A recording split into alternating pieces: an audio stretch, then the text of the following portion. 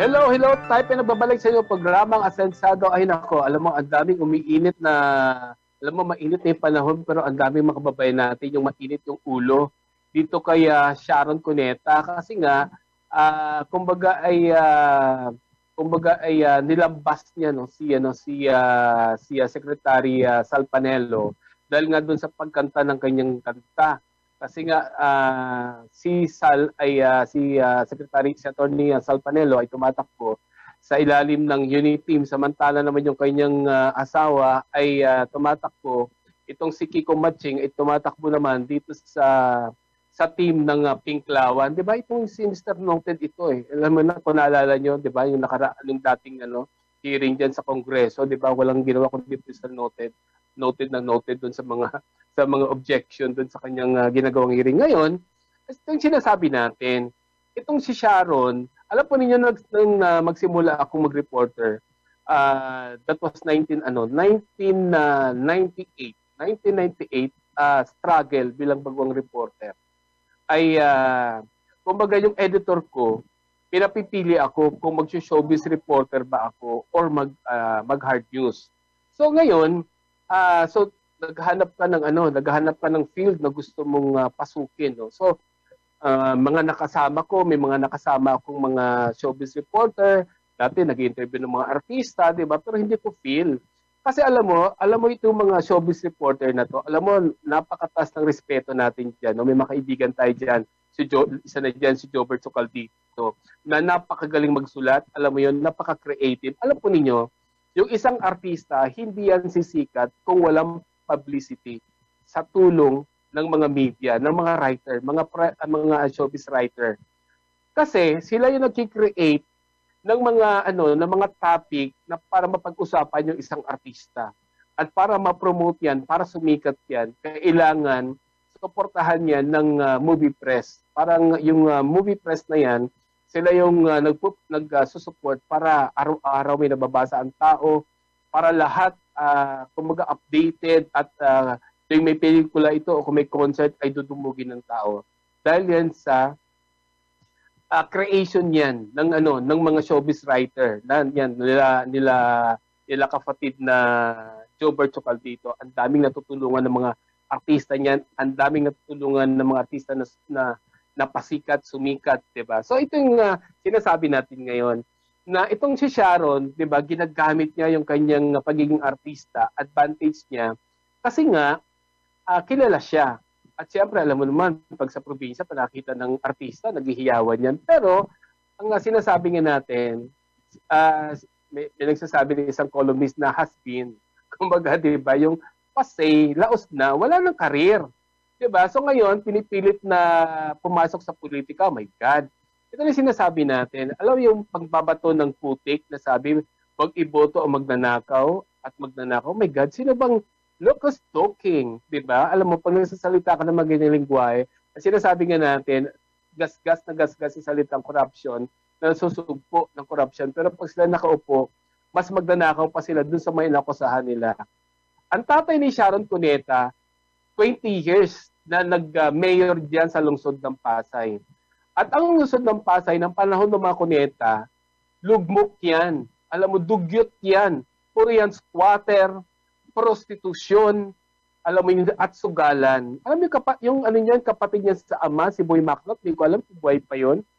Ganyan yan, puro saklaan dyan, palibot yan sa Pasay. Mga video karera, my God, dyan ako nagsimula mag-reporter, kaya alam ko yan. Yung mga club nung araw, nung ako na nag-reporter dyan sa Pasay, ang dami kong napasalang mga nightclub dyan. Yung may mga hubot-hubad na mga show, yung mga lewd show. Kaya ang dami nagagalit sa akin kasi iba dyan protector sa mga club, illegal na club, na may mga sumasayo ng hubot-hubad. Na pag naimbitahan ako, pag nakita ko yan, pag sinulat ko yan, sigurado ipasasara yan ng mayor ng Pasay na si dating Mayor Jovito Claudio. Pero yung sinasabi natin, di ba tumakbo nga sa konsehal yata yun, o mayor ba yung kapatid ni Sharon, di ba hindi nga nanalo? My God, subukan mo kaya, ambisyosa, di ba, filingera, subukan mo tumakbo dyan sa Pasay. Tingnan ko lang kahit sigurong barangay Tanod o barangay Kagawad, hindi ka mananalo. My God! Diba? Hindi ka naman taga-Pasay eh. Hindi mo ramdam ang bituka ng mga taga-Pasay kasi nakatira ka sa Dasma. Diba? Hindi ka taga-Pasay. Kaya tigilan mo yung pagpapanggap na kala mo makamasa ka. Diba? Kasi talagang elitista kayo. Diba? At ang gusto niyo lang talaga makaupo sa kapangyarihan para alam mo na, diba? My God, ano pa nagawa ng asawa mo dyan sa sa Senado? Aber? Sige nga, para mag-ambisyon na itaas pa yung kanyang posisyon, tigilan nyo nga kami. Ang taong bayan ngayon ay hindi na kasing tanga ng mga naniniwala sa inyo. Hindi na kasing bobo ng mga naniniwala sa inyo. Diba? At ito yung sinasabi natin. Alam po ninyo, ang dami kong mga kamag-anak na nabobola. Alam mo yun, nauuto. Well, respeto yan. Respeto yan sa kanya-kanyang sinusuportang kandidato. Wala tayong pag-aawayan, wala tayong argumento. Kung yan ang choice mo, kung sa tingin mo tama ang sinusuportahan mo, go ahead. Walang problema dyan. Pero ito yung sinasabi natin, di ba? 2 Aquino ang umupo bilang Pangulo. Ano nangyari? Di ba? O, namatay na nga lang yung Abnoy eh. Di ba? Hindi na nagpasagasa sa tren. Di ba? Anong pinamana ng Aquino? Sige nga, ano maalala mo sa Aquino? Itanong mo sa mga OFW, Tanimbala, Dingvaxia, Yolanda, yan. Yan yung magaling na Ngayon, hindi mo pwedeng sabihin, excuse me, na bakit hindi mo pwedeng sabihin si Leni Robredo ay iba. Kumbaga siya yung magdadala ng siya yung magdadala ng pagbabago sa bansa. Hindi pwede. Alam mo kung bakit? Kasi, yung bobong kandidato, puppet lang yan. Wala yung sariling pag-iisip. Kumbaga, alam mo, itong mga dilawan na ito, kahit sino na pwedeng, yung sikat na pwedeng sa tingin nila manalo, susuportahan nila. Kahit yung isang basurero dyan, o kahit isa yung namamalimos dyan, naging hero yan, sumikat yan, susuportahan nila yan.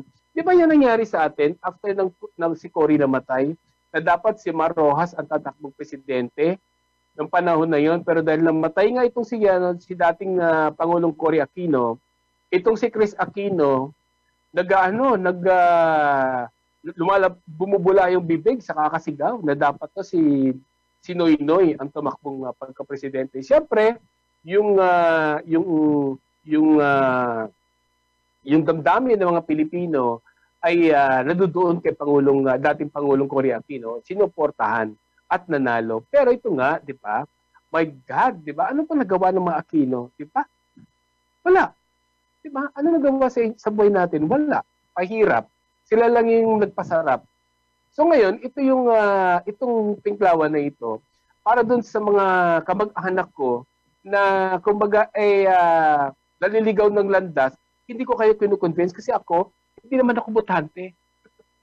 Hindi naman ako mag-aksaya ng panahon ko dyan para para pumila dyan ng pagkahaba-haba, tapos boboto lang ako ng mali. Diba? Di ba nahimik ka na lang sa bahay mo? Diba? Mamaya magka-COVID ka pa dyan.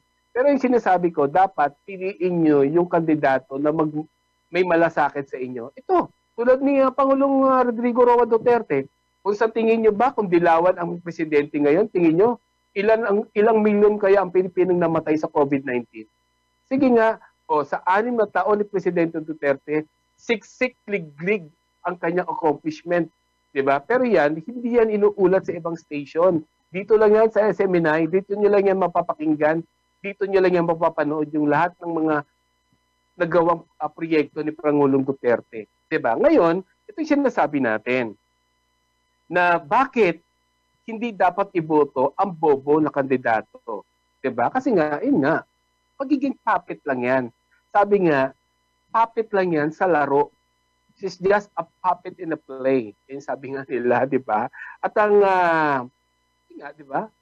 Anong pamana ng dilawan sa mga Pilipino? Yan, yung pahirap na K-12 na yan. Na sana ngayon may anak ka ng high school. Di ba? Pero ngayon, elementary pa din.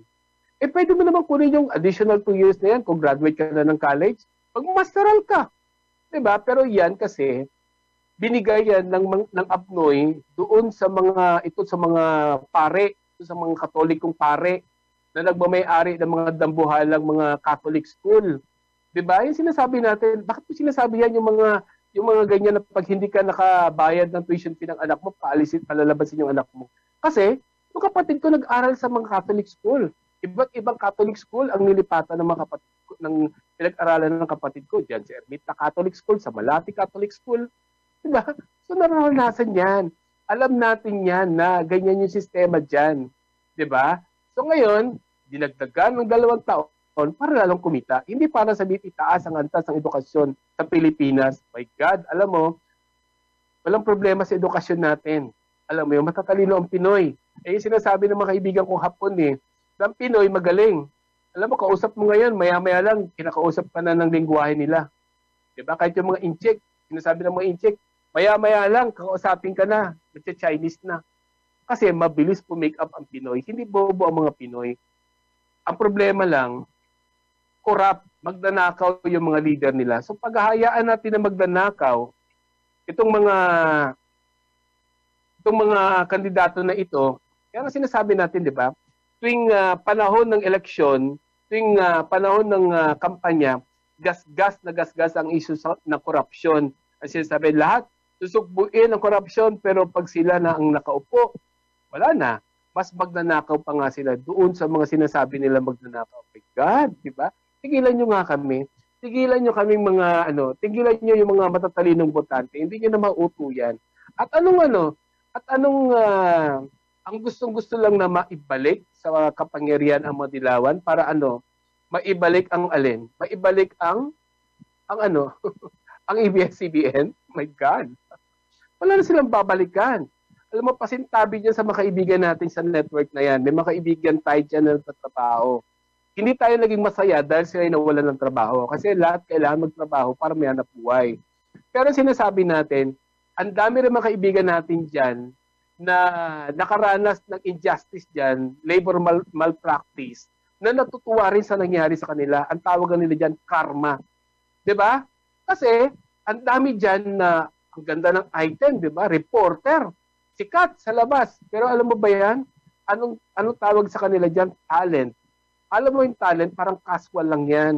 Parang para ka lang 555. Walang kaibahan yan sa mga sales ladies sa department store na renewal every 6 months. Kaya nga, good first and last, minsan mo broadcast May mga sacred cow dyan, yung mga corrupt. Alam mo yun, sa mga ibang network, may mga corrupt dyan. Pag meron ka nabanatan na isang opisyal na milking cow ng isang opisyal ng iyong network, ay, sigurado, kinabukasan si baka na. Ganun kadali kang sipain dyan. Diba? My God, diba yung panahon nga ng hearing dyan sa dyan sa Kongreso, diba? Ito yung kaibigan natin, kumari ko pa, si Weng Hidalgo, na nabiktima ng labor malpractice, diba? Na, kumbaga, walang kaabog-abog, sinibak siya. O ngayon, nang nagigipit na sila, so binalik nila si Weng. Ngayon, si Weng nagbo-broadcast pa rin. 'Di ba? Kaya maraming ang daming kumbaga ang daming mga kabulastugan na nangyari diyan sa ABS-CBN. Kaya sana kung makabalik sila ng network, sana may respeto na sila sa kanilang mga empleyado. Kasi nga feeling nila malakas sila 'Di ba? Feeling nila untouchable sila. Kasi ang feeling nila ito yung mind conditioning kasi, 'di ba? Sila ngayon dahilan kung bakit tayo yung mga kababayan natin nakapagluklok ng mga corrupt, ng mga magnanakaw, ng mga kandidato. Kasi nga dahil sa kanila, mind conditioning. Kumbaga sila yung nag-uudyok na sa mukha ng tao, sa mata ng tao, napakagaling at napakatino nitong kandidatong ito. Pero ang totoo niyan, mas bulok pa sa mabawang isda yung tao na yan. Kaya alam mo, dapat ngayon talaga mapanuri tayo. Kaya nga ito yung SMNI debate. Marami nagpapasalamat. Alam mo, nakakataba ng puso at talagang paulit-ulit tayo nagpapasalamat kay Pastor Apollo Sikibuloy dahil nga sa kanyang generosity at sa pagmamahal sa bansa, sa pagmamahal sa mga Pilipino. Kumbaga, hindi po libre yan Hindi po libre yan yung debate na yan. Pinagkagastusan niya ni Pastor Apollo Sikibuloy. Alam po ninyo yung pagkain, hindi putyo-putyo. hindi ka uuwi na gutom. Hindi ka uuwi na tuyo ang lalamunan mo. Hindi ka uuwi na parang singaw na lang yung boses mo kasi gutom na gutom ka na. Alam mo, kaya kahit na tumagal ng 4 na oras, hating gabi, natapos yung senatorial debate, masaya pa rin yung tao, malakas yung energy, mataas yung energy. Bakit? Kasi lahat kami busog. Napakasarap ng pagkain. Ito yung last na presidential senatorial debate. Alam po ba ninyo yung pagkain doon? Lechon sisig, alam mo yun? Adobong manok, tapos may dessert na prutas, may kanin, hindi ko tatandaan yung isang ulam. My God! Isang plato po, 5,000. 5,000 pesos per plate yan. At wala pong bayad yung mga kandidato na dumating dyan. At maging yung mga bisita. Alam mo yun? So, kaya nagpapasalamat tayo, paulit-ulit tayo nagpapasalamat kay Pastor Apollo C. Quiboloy. Lagi natin sinasabi na napaka-generous ni Pastor, napaka-mapagmahal ni Pastor. Kasi nga, nakikita natin yan eh. Kaya nga, yung mga di ba, anong ginagawa ng Rappler kay Pastor? Di ba? Yung pagkakalat nila ng fake news. Maraming sumasakay tayo sa taxi, sumasakay tayo sa Grab. Nakakausap natin yung mga driver at marami sa kanila ang hindi niniwala sa mga paratang kay Pastor Apollo C. Quiboloy. Kasi nga, alam nila yung kabutihan ni Pastor. Ayun yung sinasabi natin, di ba? Yung accusation nila na pinagbebenta ng kutsinta at ng ballpen, yung mga miyembro para makabili ng eroplano si Pastor. My God, I challenge nyo. Sige nga, ngayon pa lang umpisa mo na magbenta ka ng ballpen dyan sa kutsinta kung makabili ka ng kahit gulong ng eroplano. My God, ayun sinasabi natin. Si Pastor, napaka-generous niyan. Kung ikaw walang hanap buhay, bibigyan kanya ng dignidad. Alam mo yun, respeto sa sarili. Sa halip na bigyan kang limusan ka, katulad ng ginagawa ng Madilawan, di ba? Yung band-aid solution, pakitang tao, isang katutak na media, pakakainin ka ng lugaw. Di ba? Hindi. Hindi ganun si Pastor.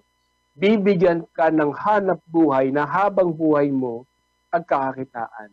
Yan yung mga nakikita nyo, yung mga nagtitinda. Di ba? Kasi, bigyan kita ng 500 ngayon.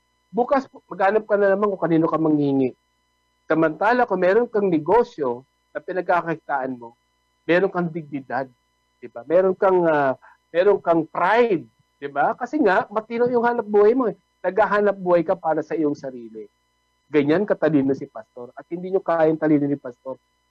Kakausap nga natin eh. Sabi nga nila kung si Pastor Apollo C. Quiboloy ang tumakbong maging presidente ng Pilipinas, napakaganda ng Pilipinas. Ay sinasabi natin. Hindi ko sinasabi ito dahil nandito ako sa SMNI ha. Kasi sinasabi ko lang yan kasi nakikita ko, my God, dapat makita niyo kung gaano kaganda yung Davao. Kung gaano kaganda yung Tamayong ni Pastor. Napakalinis.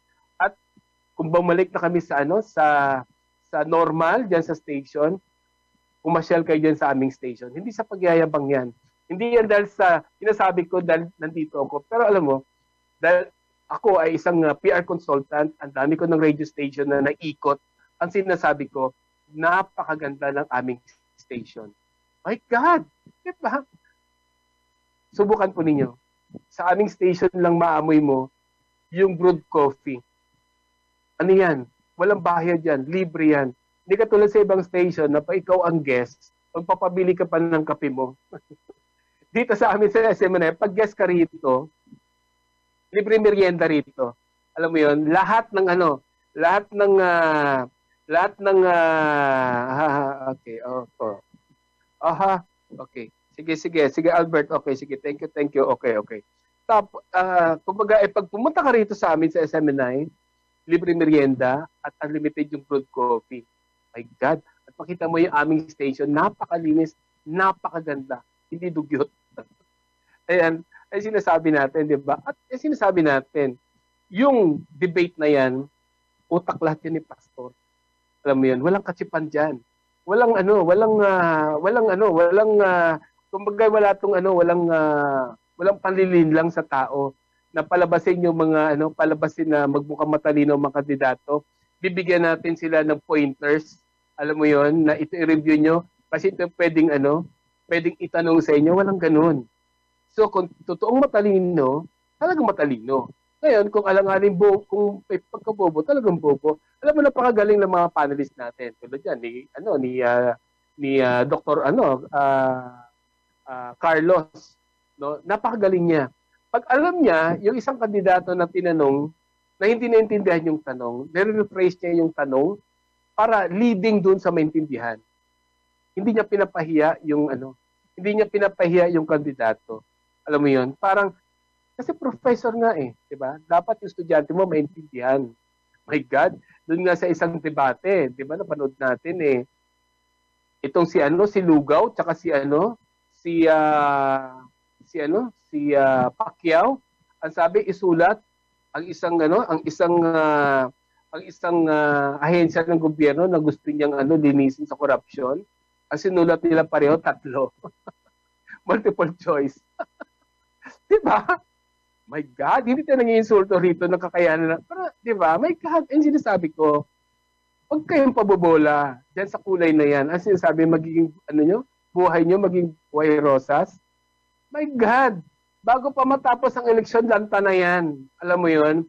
My God, puppet lang yan. Paikutin lang yan. Unang-una, pag ang bobong tao, tatakbo ang gobyerno niya dahil hindi sa kanya talino.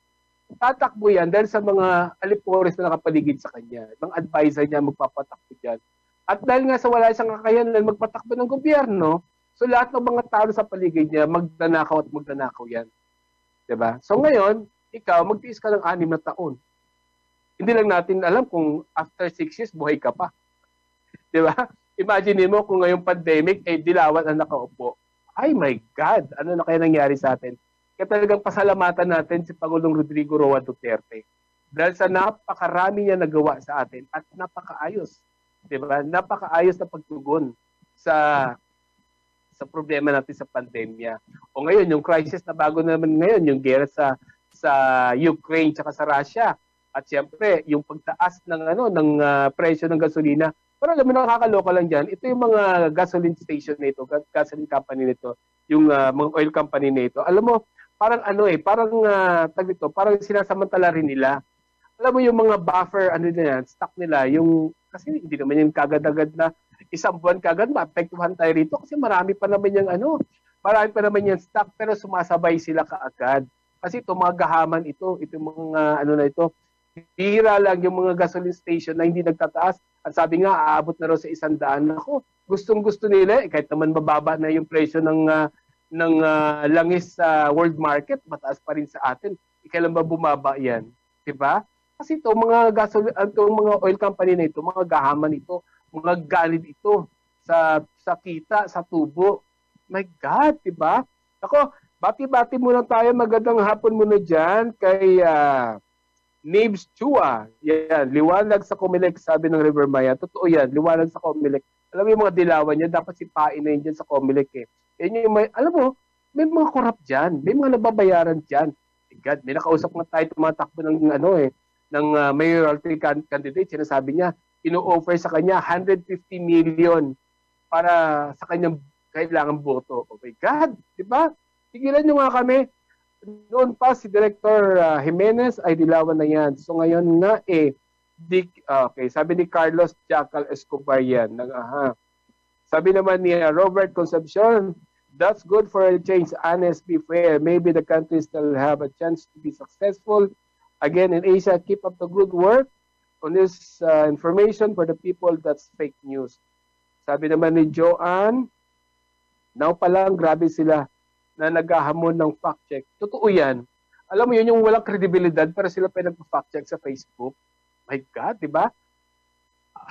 My God, hindi ko talaga masikmura. Alam mo yun, yung kung gaano kapangit ng tao na yan. Alam mo, hindi ako naninira. Hindi ko sinasabing pangit yan kasi nakikita ko lang sa TV. Alam mo, nakasabay ko yan sa APEC. Nakasabay ko yan nag-cover dyan sa APEC, dyan sa World Trade. Nakasabay ko yan dyan sa pantry, dyan sa pag naglalan, sa dinner.